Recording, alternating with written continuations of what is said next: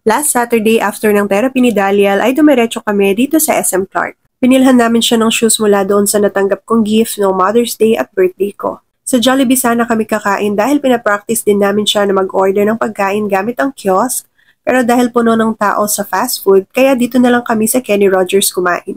May mga kailangan kaming bilhin sa supermarket kaya napagdesisyonan namin na sa hypermarket na lang mamili. Siya na ang pinaglagay ko ng mga basket sa pushcart para ma-practice ang kanyang problem-solving skills. Nag-practice kami dito na mag-grocery at inilagay sa basket yung listahan ng mga kailangan naming bilhin. Dahil hindi siya sanay dito kaya ginaguide ko siya kung saan kami pupunta. Nagpalit kami ng pushcart dyan dahil mahirap i-control yung una naming nakuha. Nung makumpleto na namin ang listahan ay sa PWD lane na kami pumila. Dahil kapag kasama ko siyang mamili ay siya din ang pinagbabayad ko.